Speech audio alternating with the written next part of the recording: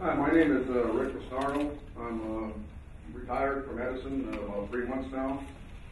I've been a manager of the canister fabrication shop. Matter of fact, I started it about 7 years ago. And I've been a manager of the site service and repair center, and I started that too for about 7 years. And then I was general foreman of all rotating equipment in the plant for about 6 years.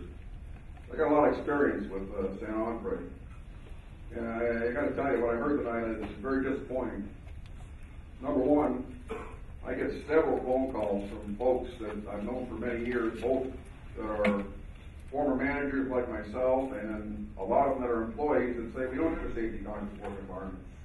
And say they're afraid to come and talk to you folks, which is, by the way, 3 years ago we were recognized as having a safety conscious work environment by both INFO and the NRC. We were accolades for it, and we've been that way for like 20 years while I've worked for Edison.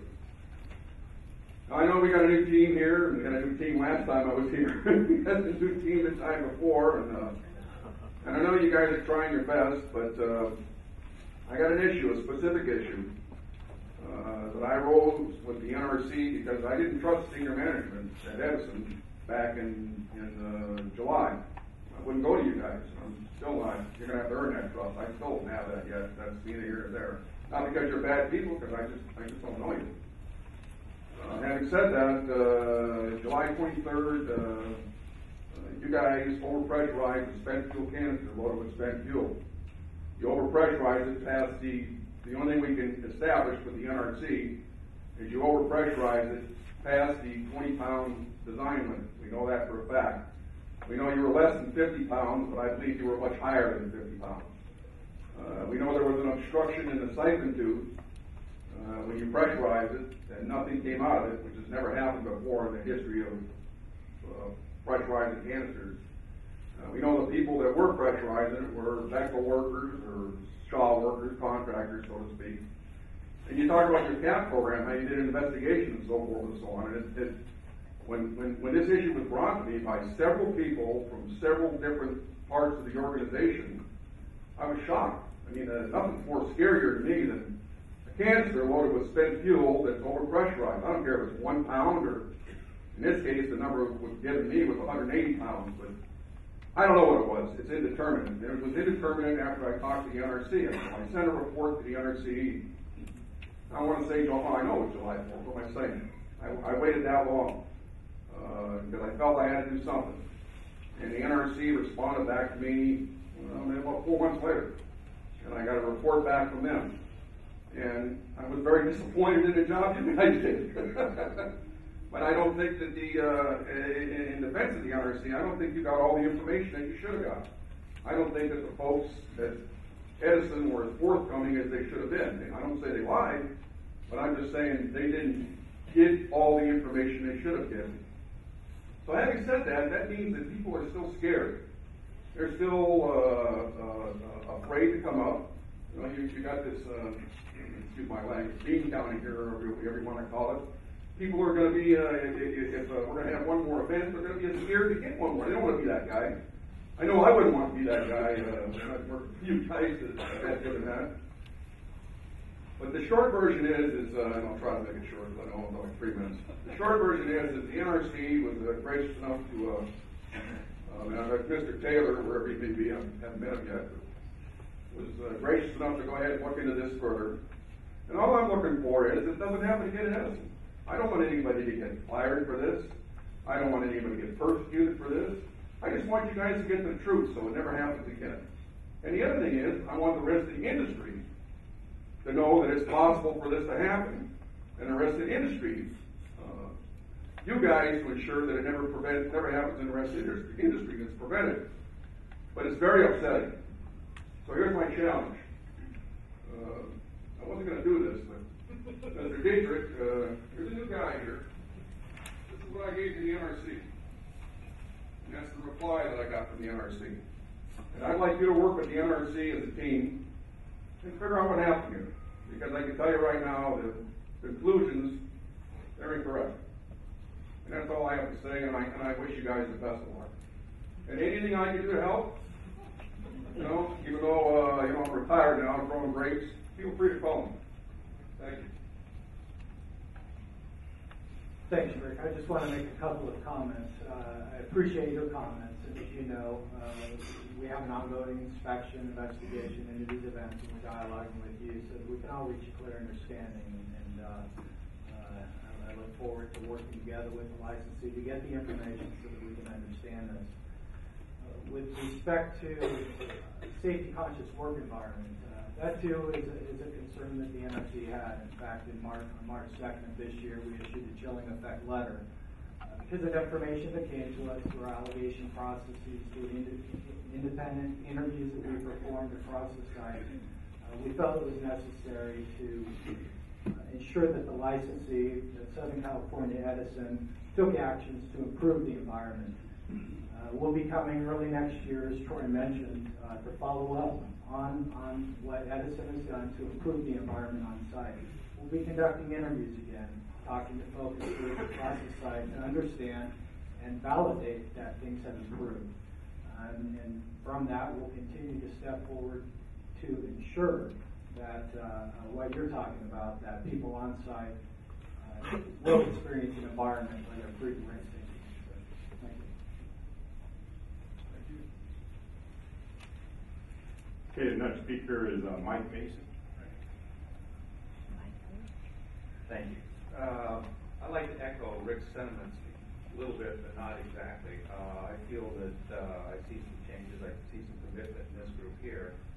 I hope that he has the impact that a lot of people in the community here hope he's going to have. But the one thing that I do see, and coming back to the issue that Rick just raised, one of the things that the NRC report indicated was that the procedure was an error. It's a highly technical procedure based on SAR, and some information wasn't captured correctly in that procedure. And you mentioned you have a backlog of 3,400 technical procedures that are out there. To me, that's 3,400 errors waiting to be identified or occurred, and that to me is of a great concern. It looks like to me like the NRC is a little bit like a traffic cop following a drunk driver down the road, seeing weave back and forth between the lines. But you know, when do we pull him over, and when do we stop and say, wait a minute, let's stop, let's back up, even if we have to put complete stops on everything and say, let's fix all of these. You know, the technical procedures are the heart of what you do. And if there's 3,400 of them out there, whatever number it is, that are unproven and a challenge to this point, to me, you're operating still a little bit in the blind. So I think that something needs to be done in that area, and I think that the NRC needs to look really strongly at that area. Thanks, Mike. Technical adequacy of procedures used in the field, I agree, is an important issue and something that needs to be right. In fact, the first time that we identified, not the first time, but in recent times, we identified this issue last year in about the summer time frame. Identified a similar issue soon after that, where there were technical procedures being used in the field without the hold being put in place. Licensee, Doug, I heard you mention that one of the actions that was taken was to put an administrative hold on those procedures so they could not be used in the field. Those actions were taken in response to NRC identified violations that were issued last year. We continue to find problems in this area. In fact, we issued a notice of violation coming out of the problem identification resolution inspection that happened earlier this year. A notice of a violation is a method that we can use through enforcement to request from the licensee a response back to the NRC of exactly what they're doing to ensure that this problem is corrected. They have a large backlog, as I've talked about, and we've continually asked them to review that backlog to make sure that there are no technical issues out there that could be used. And so far what we've seen is they've done a good scrub of that backlog. They have the holds in place as necessary. Now they just need to work through and make sure that that's maintained and that they work it down appropriately.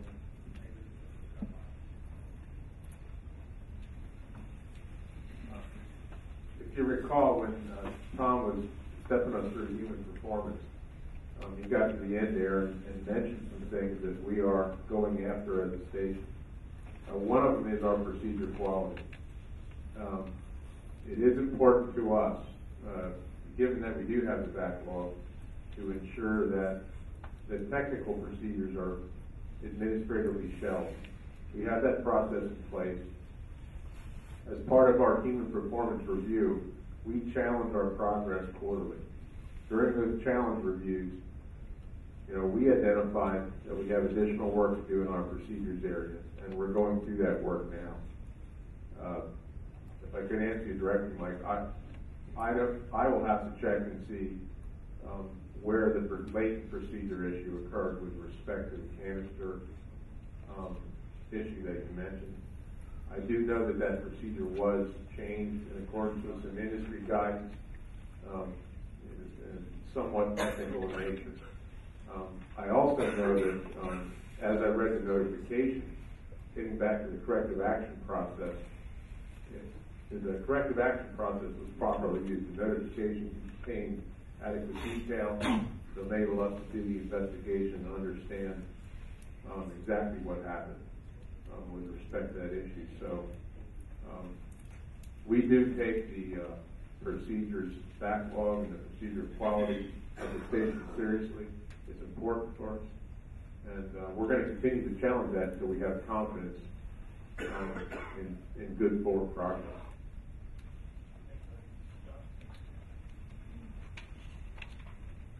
Next speaker is Ace Hoffman.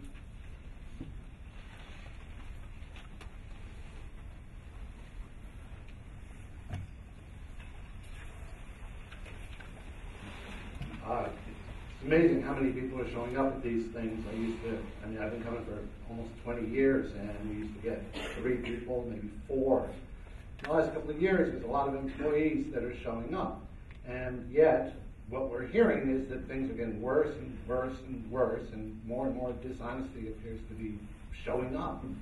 So how many of you are here because you're honest and you want to show the NRC that you're honest? And how many of you are here because you want to show the management that you support them? And how many of you have actually read my book? I know over the last couple of years I've given away more than 100 copies. And nobody's come back to me and asked any questions. I've heard that it's a good book, and whistleblowers keep showing up. Now, how many of you know who Julian Assange is?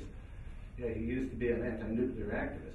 So when is WikiLeaks going to get all the information that you guys are keeping from us? And then what are you going to do? And how can you run a plant where secrecy is the norm? You can't let the terrorists know what's going on, but it's going to get out sooner or later. We got all these whistleblowers year after year. I mean, I had a whistleblower come to me in August a year ago, and he said that he was made to do all his work on paper because you didn't want it entered into the computer. Somebody was thinking about WikiLeaks even 20 months ago, but sooner or later it's all going to come out. And the problems that I illustrate in my book, there's nowhere to put the waste. I mean, you put it in dry casks, and where the dry casks is going to go? For years, Ray Golden used to tell us Yucca Mountain. Nobody's saying that anymore because Yucca Mountain's kind of shut down right now. But even if it wasn't, it's just trucking it out onto Indian territory and dumping it. It's not really a solution because the waste destroys the containers you put it in, and just as it destroys us. So I'd like somebody that works at the plant with authority to come back and say, yeah, I read your book, and here's some answers. I'd like someone from the NRC to say, yeah, I read your book, and here's some answers.